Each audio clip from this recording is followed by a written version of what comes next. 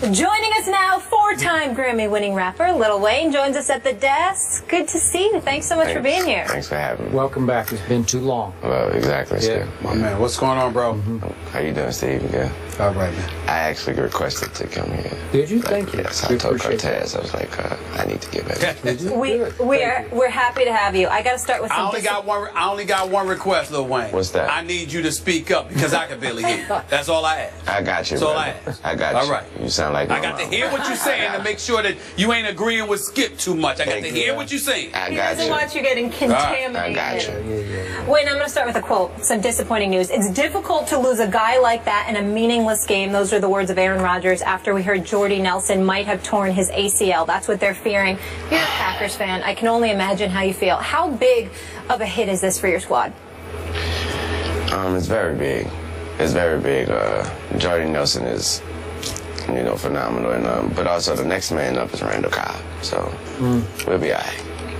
Yeah. Think so? As good? If not as good, maybe better. Just because that's the way we play. And the next man up mentality means you have to step up. Okay. And no matter, so that means if you already know the ability, I think you know the ability of this player, that ability should be heightened. Yeah. Well, Lil Wayne, when you say next man up or we'll be all right, what do you mean you'll be all right? Is that your way of saying that the Green Bay Packers are the team you've got favored to go to the Super Bowl? Steven, the Green Bay Packers are the team I have favored to go to the Super Bowl every year. All right. Yes. Okay. Every year. Is that every year? See, I didn't know that. Yes. I didn't know. You told that to Skip. I don't recall you saying that. Yes, I am a very, very big Green Bay Packers fan. And explain right. how that happened, because obviously you grew up in New Orleans, so Yes. you do have some Saints in your blood a little Yes. bit, right? Yes. But you became a Packers fan. How? My father, my late father, Reginald McDonald, he attended that Super Bowl game. They came to New Orleans. I think it was like '95 or something like that. That was the first Super Bowl that he was, in that of my time that I was able to see.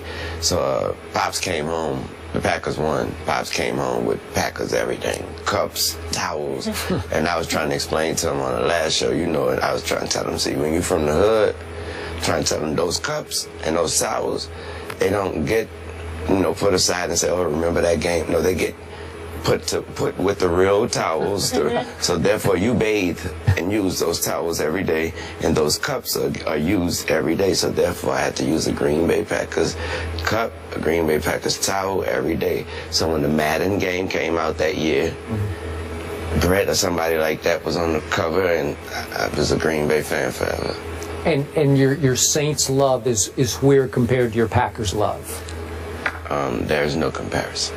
Really? Yeah. Interesting. Yes. Okay. Well, listen, I can't blame you because you know how I feel about the bad man that is Aaron Rodgers, who to me is the best, without question. But I will ask you this question. When you say you have no love, is it because of your love for the Packers, or is it because the New Orleans Saints, for the most part, have disappointed you, dare I say? Hold on.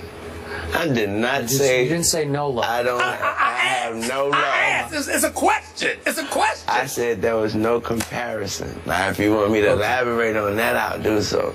Okay. What I meant was, there's no comparing the two.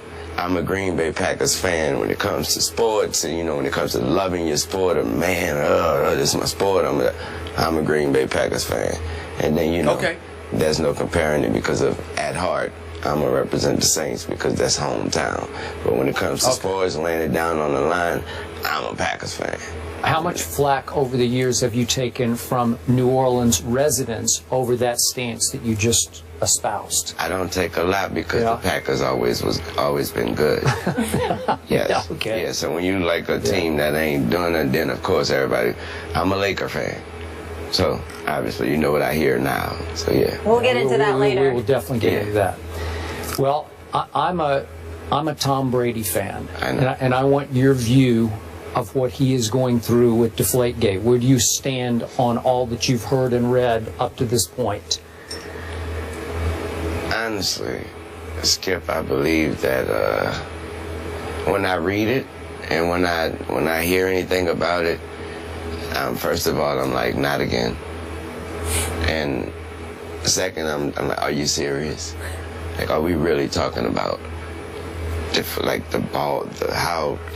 What can that do to help this guy be as great as he is? I'm so sorry. I'm sorry.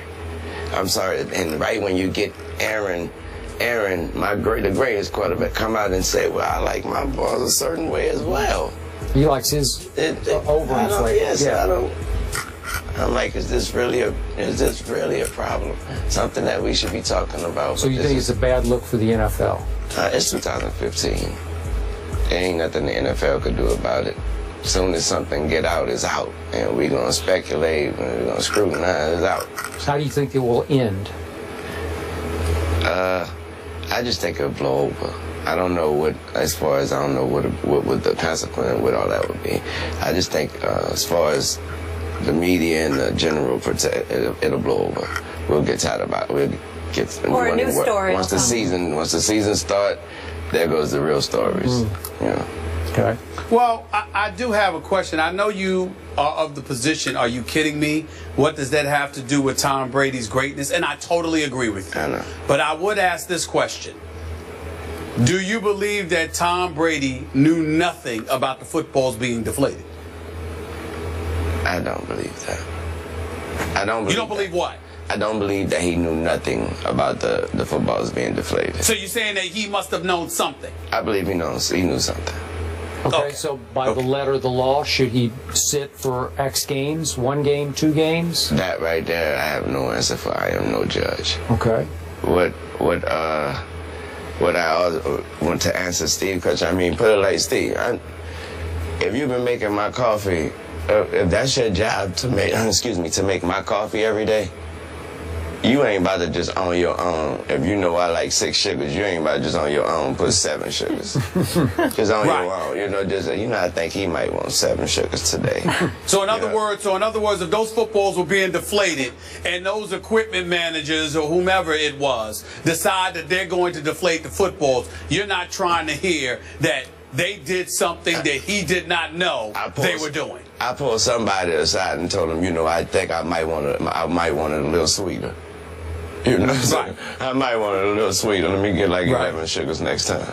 Well, see, that's the whole point, Lil Wayne, because that's what I've been trying to talk to Skip about, because Skip is of the position that he believes Tom Brady is totally innocent. And I've been trying to say to Skip, make the argument that it's much ado about nothing, and I'm with you. But don't tell me that he knew absolutely, positively nothing, that he's completely oblivious to what's going on. I just think it's much ado about nothing, but I don't think that he was completely ignorant to everything that happened. I stand. Okay, well, I don't. I think he knew absolutely nothing. Now, to use your analogy, what if your manager Cortez decided to put 7 or 8 sugars in your coffee because he thought that was best for you?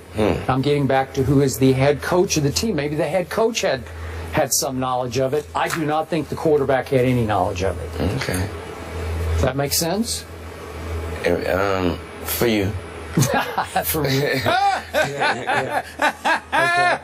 All right. Back to your field of expertise, the entertainment field. Skip, we are talking about the footballs, though. He has to throw those footballs. Well, by the way, with properly inflated footballs, he only torched the Colts in the second half and then was the MVP of the Super Bowl. Yeah, that's all he did. Okay, nobody's questioning that. Okay. Don't change the narrative, Skip. Nobody's questioning that. All right, I'm going to Nobody's questioning that. We just saying that he had to know something. That's all. I really am interested in your view of this.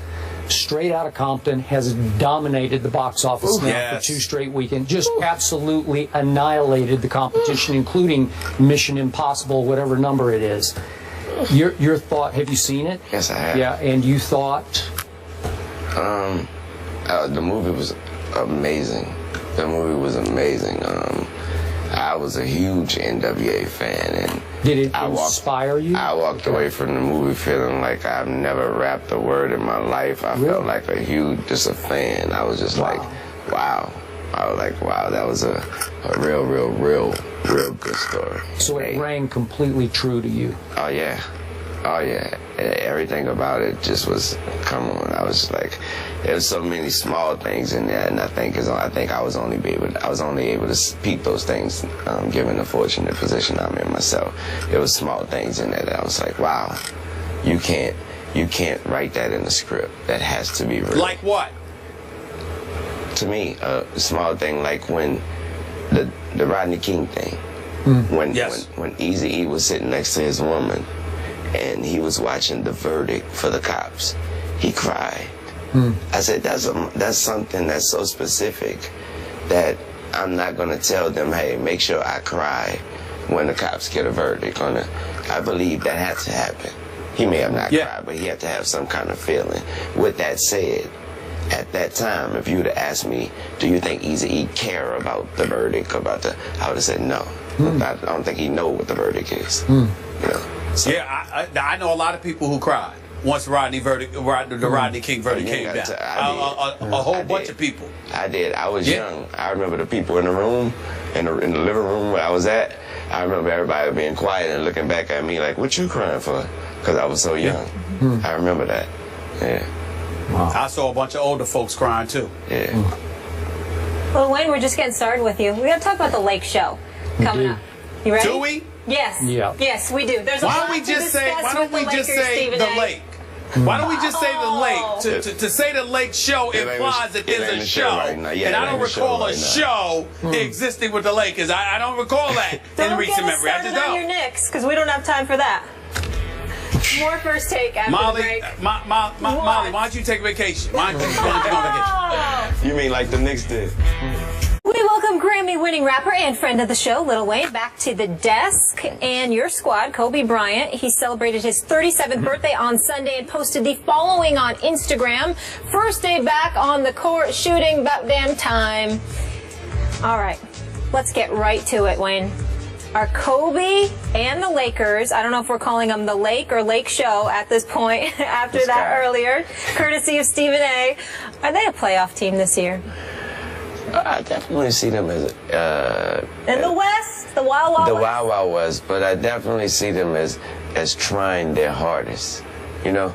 And you never know if you're really whoever you are, I don't care what team you are, you go out there every night and and play your hardest. Anything's possible. What percentage of the great Kobe will we see this year at age 37? I'm not sure what percentage of the quote-unquote great Kobe we will see, but I can tell you right now what percentage of Kobe we will see is 100% at all times. Let me ask you a question. Yes, sir. When are people going to stop lying to the public and lying to themselves by telling folks, as long as you play hard, anything's possible? Is it possible for the Sacramento Kings to win the championship? Really? Is it? How about I don't know. Pick what? How about the Minnesota Timberwolves? Is it possible for them to win the ring this year? Really? I mean, could we stop with the nonsense, Lil Wayne? I mean, could you stop sitting up there? Listen, let's not lie to the viewing public in the nation, okay? You know, listen, everything ain't possible. You understand? I mean, look, hey, Skip, I like football. Can I go out there and throw and be a quarterback in the NFL if I work really hard? Hell no, I can't do it, okay? You just can't, everybody can't do everything. Let me answer the question again, Mr. Go ahead, Lil Wayne. Go ahead. Do I see the Lakers being a playoff team this year? Yes, I do. Thank you for clarifying that. I do. Not because if they play hard enough, and not because they have Kobe Bryant and they have players on the team that's ready to win and ready to play. And anything's possible, Mr. Smith. I will consider. Whoa. Don't say anything. See, you were doing fine until you threw in anything. Okay. Here's the thing: if Kobe Bryant is 100%, and if Kobe Bryant can play at a level we saw him playing at a couple of years ago, because even everybody's looking at the fact that his 20th year in the league, they're not looking at the fact that he pretty much has been going the last 2 years. So that wear and tear on his body hasn't been taking place the last couple of years. Exactly. So if Kobe Bryant can do what we've seen him do, I agree with you. But it will take that in order for them to make the playoffs in the Western Conference. It will take Kobe being great. Being good ain't good enough. Exactly. He's going to have to be great for the Lakers to get to the playoffs. Okay, now, with that said, I wouldn't say you go tell him that. I wouldn't go say I go tell him that. I already know who's telling him that. That person he wakes up and see every morning in that mirror. Okay. And you're always great on not. this. Yeah, I hear you. What'd you say? I would love to see that. I said I hope not, because that's only due to my my social life. I don't want to be in San Antonio and Cleveland and you. I mean, give me some other city other than one. I mean, one of them need to be out. He's not going both. for Miami, Even though San Antonio is a better travel option than Oklahoma I City. didn't even think about it like that. So you're right. We're focused on the game over here. Yeah. Okay. Exactly. You've always been great about this. Project one of the rookies to be the best. Who of that group, Jaleel and Towns, and we could go down the list. You've always had a good view, a deep view of, do you see one of those kids you think will end up being a big star? I believe the Towns kid. I believe the Towns So do I. kid. I believe it's hard. I believe he has his head right, and I also believe that his natural talent will be. I believe he has the will to be sculpted and to be coached and to be. I think he walk on the court. He walk into somebody. He walk into the locker room. He walk into the practice floor with that. I don't know what I can do, Coach. You show me what I can do. So see, the Timberwolves could win it all next year, right? No, I just told you he can be great. Yeah. He was just teasing, because anything is possible. Yeah. Hey, Stephen A. Anything is not possible. Stop that. We're teasing. You know, I We kind of miss like you. Come in DeMarcus studio, Cousins. would you? I don't know. DeMarcus I love Cousins. DeMarcus Cousins is the Yes. best big man in basketball. You got it. DeMarcus Cousins is the best big man in basketball. It ain't about him. But I didn't mean to even say Sacramento. I was actually thinking Minnesota. Okay. Little Wayne, thank you so much for being here with Thanks us. for We having me. appreciate All it. right, way to go. By the way, Flip Saunders, God bless him. Hope he restores, Exactly. gets back to 100% health. But Sam Mitchell needs to be the head coach for that team. Flip Saunders needs to go upstairs and be the president. Fair enough. Just a thought.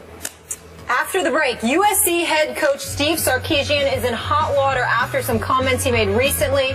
You'll hear what he had to say when we come back. This is First Take.